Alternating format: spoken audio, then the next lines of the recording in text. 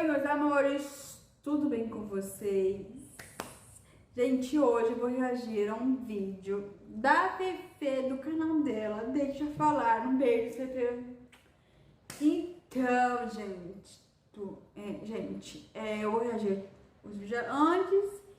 Não se esqueça de se inscrever, curtir, comentar, compartilhar, me seguir nas redes sociais, tá bom? É isso.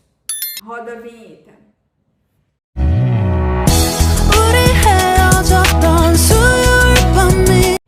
Gente, eu estou aqui com o vídeo dela aqui no canal. Vou deixar a gravação de tela aparecendo. Tá, e é isso. Vamos lá. Eu não vou nem começar com Eu Cheguei, porque essa história não tem que ter nenhum tipo de sorriso. Eu acho que é o vídeo que eu mais vou ficar séria, porque o meu coração tá batendo rápido só de saber que eu vou contar dessa história. Eu acho que essa história tem que ser passada e as pessoas têm que saber dessa história, porque pra mim eu acho que um dos piores crimes e atrocidades que já fizeram com o ser humano. Óbvio que tem várias coisas absurdas que aconteceram no mundo, mas de fato essa história é a mais pesada que eu trouxe aqui no canal até hoje. Então já digo que se você tem um estômago forte, essa história ela é literalmente a mais pesada desse canal. Eu já falei que algumas eram pesadas, elas eram de fato, mas essa daqui eu não sei explicar o nível de, não sei nem dizer. Mas enfim, nem prepara sua pipoca nem seu miojo, é só vamos pro vídeo.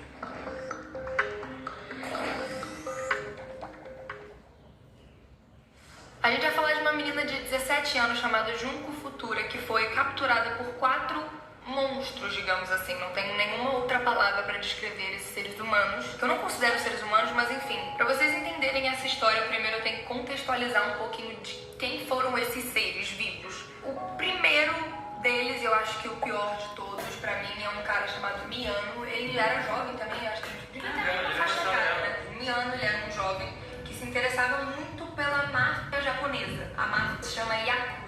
Não demorou muito tempo para ele ganhar a idade suficiente e conseguir entrar dentro dessa máfia, mas num nível mais baixo dela, digamos assim. Mesmo que isso fosse uma coisa grave, né? Você tá dentro de uma máfia, enfim, as pessoas saberem disso, as pessoas na escola sabiam disso, algumas delas, e ele era meio autoritário e até meio que popular na escola e não aceitava não como resposta. Ele tinha um amigo que o nome dele era Minato e os dois tinham um fascínio macabro e absurdo de abusar de pessoas, de meninas, em conjunto. Antes desse ocorrido com essa menina...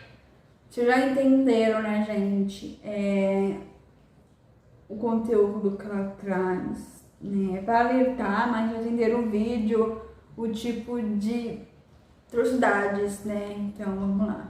Ele e mais 2 outros amigos, Okura e o Watanabe, então era o Miyano, Minato, Okura e Watanabe, os 4 juntos já tinham praticado abuso com uma menina antes, mas ela foi liberta 2 horas depois dela ter sido abusada. Infelizmente, com a Junko não aconteceu a mesma coisa. Nossa, eu tô assim, né? Tô vendo, sua postura Tá diferente, né? A Junko Furuta foi uma menina que nasceu em Misato, no Japão. Ela morava com os pais e ela era filha do meio de 2 irmãos, um mais novo e um mais velho. Ela estudava numa escola chamada Minami, ela era tipo doce, educada, fofa. Ela era considerada uma boa filha pelos pais e ela também trabalhava já mesmo nova porque ela queria ter um dinheiro depois que ela se formasse. Ela conhecia esse Miyano, esse menino que era junto assim dessa máfia japonesa, só que não se sabe se eles eram amigos, se eles se conheciam ou se era só uma relação assim de corredor de escola. E também tem alguns rumores que ele já tinha dado em cima dela, tentado fazer alguma coisa com ela, só que ela sempre negava. No dia 25 de novembro de 1988, o Minato e o Miyano resolveram bolar um plano de capturar ela assim quando ela estivesse voltando do trabalho, e foi exatamente isso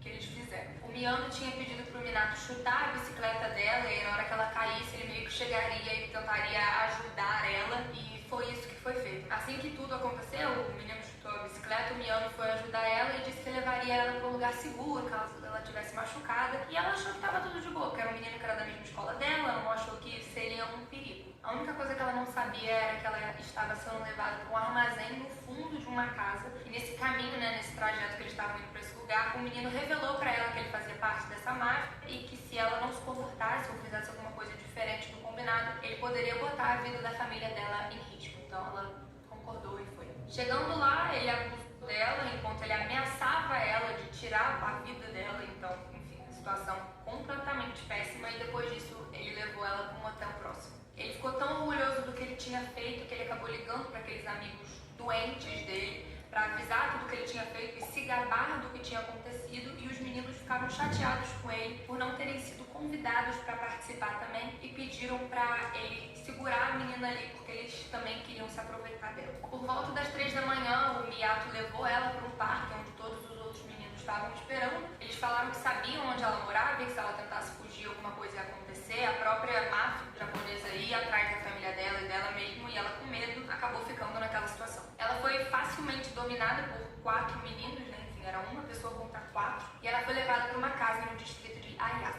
Nessa casa ela foi abusada pelos 4 meninos, enfim, sei lá, sem comentários. A casa que ela foi levada era a casa dos pais do Minato, de um desses meninos, né? E lá acabou sendo o ponto de encontro dessa gangue absurda, bizarra, macabra, enfim. Nesse ponto, a Junko não sabia o que estava por vir e acho que ninguém esperava o que ia vir. E se você já acha que tá pesado por aqui, vai piorar bastante. Gente, eu tô assim indignada, só tô assistindo com vocês, não tô vacinando nenhuma reação nem nada, porque essa história tá me deixando com medo, sabe? Sei lá. Mas vamos lá. Para evitar que começasse buscas atrás da menina, um dos meninos obrigou ela a ligar para os pais e falar que ela tinha fugido de casa e que ela estava com um amigo dela, que estava tudo bem, que não era para ir procurar ela. A Junko tentou fugir algumas vezes, tentou escapar algumas vezes, até implorando os pais, né? Porque, enfim, ela estava na casa dos pais do Minato, mas eles não fizeram nada. Até porque o Miyano, que era envolvido com essa máfia, ele ameaçava qualquer pessoa que tentasse entrar no caminho deles ou acabar com o plano deles, e os pais desse menino escaparam disso também. Mais de 100 pessoas entravam naquela casa, viam aquela situação e não faziam nada. A gente não sabe se elas entravam na casa e participavam do que estava acontecendo, torturavam a menina também, ou se eles só viam e por medo do cara da máfia, eles não faziam nada, enfim. Agora eu vou ler o depoimento das coisas que aconteceram com ela, porque eu não vou gravar e eu só vou ler pra, enfim, só vou ler. Os 4 meninos abusaram dela, bateram nela com varas de metal e tacos de golfe, introduziram objetos estranhos, incluindo uma lâmpada de vidro e uma tesoura, dentro dela. Fizeram ela comer baratas e até a própria urina, inseriram fogos de artifícios por trás e os acenderam. Machucaram os seios dela com alicates e queimaram ela com cigarros e fluidos de isqueiro. Uma das queimaduras foi uma punição por ter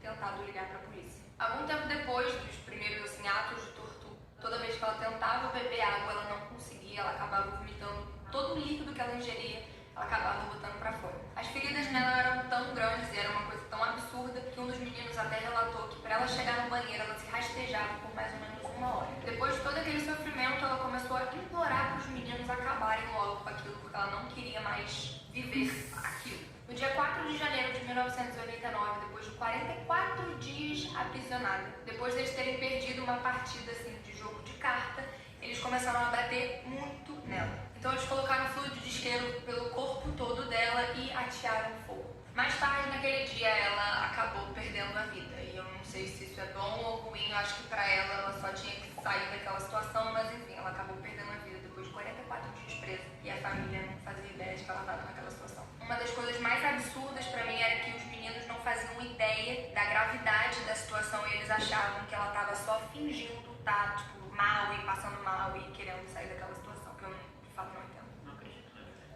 né? Porque essa história ela tem que ir pra polícia, mas não é verdade. Não tem como ser verdade. Depois eles tiveram que dar um fim no corpo, né? Eles botaram o corpo dela num tanque de concreto, num terreno baldio na cidade de Koto. Não se sabe exatamente o dia que a polícia encontrou o corpo dela, só se sabe que o fato dos pais do menino, do Minato, terem falado que o amigo dele era ligado com a máfia ajudou bastante a polícia a encontrar o corpo dela. Os 4 garotos, né, quando foram abordados pela polícia, enfim, tiveram toda a interrogação, eles foram culpados, se declararam culpados somente por agressão física. Eles não se declararam culpados por terem acabado com a vida da menina. Não sei como. Um dos meninos, o Ogura, ele foi sentenciado apenas a 8 anos na cadeia infantil e depois ele foi liberado. Não satisfeito, em julho de 2004, ele foi preso novamente porque ele agrediu o conhecido dele, porque ele falou que, enfim, ele estava indo roubar a namorada dele, uma confusão, e no final ele foi preso de novo por 7 anos. Em julho de 1990, o chefe do crime, o Miyano, ele foi sentenciado apenas a 17 anos de cadeia, enquanto o Minato cumpriu apenas 10 anos e o Watanabe 6. De acordo com o juiz Yanase, a corte sentenciou eles pela natureza do crime, pelo impacto não só na família como na sociedade também, e o Miyano acabou sendo sentenciado a 20 anos de cadeia. E os cúmplices tiveram as penas aumentadas para 9 e 7 anos por punição, por tentarem recorrer. A família de um dos garotos acabou vendendo a própria casa por 50 milhões de ienes, o que é mais ou menos uns 2 milhões e 300 reais, e deram essa quantia para a família junto como uma compensação pelo que aconteceu com ela, apesar de dinheiro nenhum pagar o que aconteceu com a menina. Esse fato, né, esse caso chocou tanto o Japão quanto o mundo inteiro, e eu acho que agora vocês também e eu também, eu acho que dá pra perceber que eu não tô normal nesse vídeo, que esse vídeo foi de fato o vídeo mais pesado que eu já fiz. E essa história depois inspirou livro, mangá e várias outras coisas, mas enfim, gente, é isso. Não tem como esperar que vocês gostem dessa história, é só uma história que... Eu não sei nem se esse vídeo vai monetizar, eu acho que eu nem quero que esse vídeo monetize, porque eu só queria que essa história fosse passada e as pessoas entendessem quão absurdo isso é e que isso nunca se repita, tipo, na vida. Mas é isso, gente. Fiquem com Deus. Beijo. Fui.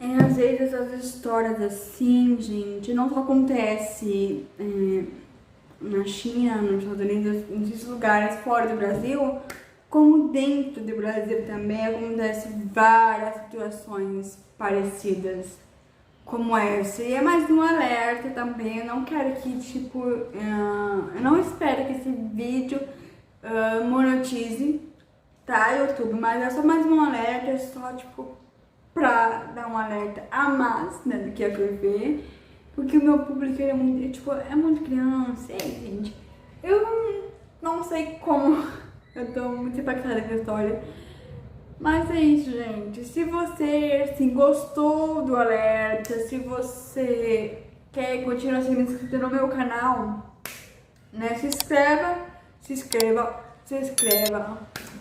inscreve, curte, comenta, compartilha, ative os sininhos, me siga nas redes sociais. E é isso, gente. Até o próximo vídeo. Tchau!